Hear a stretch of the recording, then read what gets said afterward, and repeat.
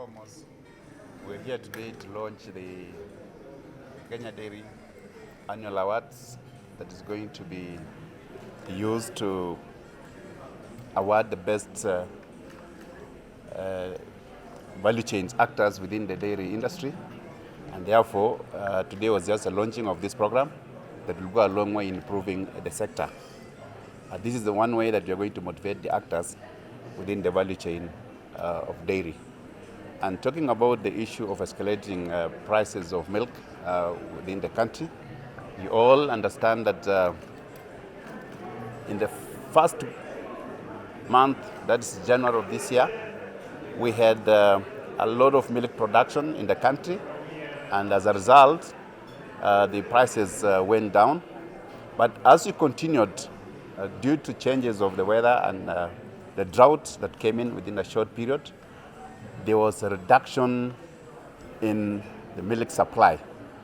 As a result of that, we had a challenge in terms of short supply, and therefore the prices of milk went up by 5 shillings.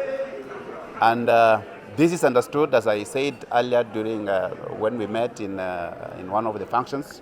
We said that the issue of pricing in a liberalized market is about supply and demand. At that particular time, there was enough supply, and therefore the prices went down.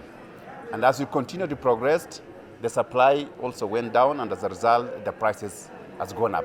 So the reason why we are saying this is because of the delayed rains that we experienced in the country, and as a result of that, the prices of milk have gone up. However, because in the dairy producing counties, we've had now enough rainfall, and we are not experiencing shortage. As a result of that, I so believe that with increased production now, we are going to have prices of milk stabilizing. So we are not in any danger. We are not worried of escalating prices. I so believe that the prices are going to stagnate, to remain at that level as long as we continue production without any challenge. Because right now we have enough. From the reports we are getting from NDMA, there is enough forage within the country and more so within the dairy producing areas. So we are going to have a stability in prices. But what stabilizes the price, as you understand, I've just mentioned it, it's about demand and supply. So right now, we have enough supply of milk to the processors.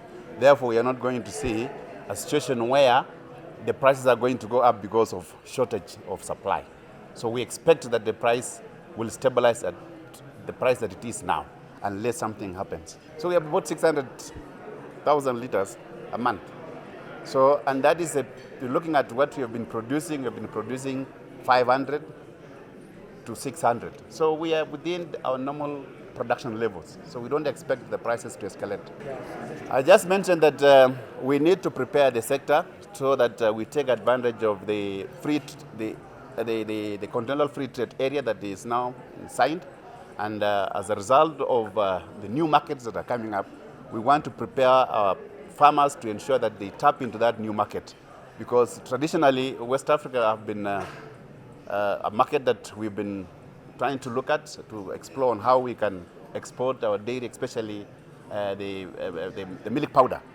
If you look at our country, we have not been producing milk powder. But now with this emerging market from the free trade area within Africa, we're going to venture into other forms of value chains like milk powder. So that is an area that we shall explore, so that whenever we have oversupply of milk, we convert it into milk powder and we export to other areas. So basically, we are saying we need to prepare the sector, and one of the ways to prepare the sector is to bring in the new regulations that we are going to start, so that farmers are geared towards enabling them to enjoy this free Africa market that Kenya just signed recently. We have in West Africa, like for example, Liberia, they have expressed interest. They even want to come to Kenya to benchmark, because their sector is still very low. So we have a lot of potential, especially in West Africa. From the various meetings that we have been having with the experts from those areas, they are telling us the potential is huge, and therefore, this sector being one of the sectors that is organized, we expect that our farmers now are going to tap into that market. So there's going to be, it's a potential. The regulations basically that we have, people misunderstood the regulations. But we want to still engage more stakeholders. We want to ensure that we do a lot of sensitization to all stakeholders, the dairy farmers, the consumers, the transporters, the milk handlers. We want to sensitize all of them so that they're aware the benefits of these regulations. Where they are not comfortable, we are saying where they are not comfortable. And we are calling upon them to come forward and now volunteer, give their views to these regulations that we have developed, so that it caters for all sectors within the value chain. So we are simply taking back to them, tell them to look at these the regulations. Where they are not comfortable, we shall amend those regulations before we submit to Parliament. That is all what it means. We have, now we're starting the process again because we had finished the first round, but as you saw, there was an uproar that the consultation was not done properly. And therefore, we want to start afresh to ensure that each and every county is sensitized properly so that they now take advantage of the new regulations and ensure that there is more investment into the sector. Because as you are aware, dairy, or this is one of the sectors that is devolved, and therefore it is dependent on the counties to ensure that they understand these regulations to help the dairy farmers within their counties.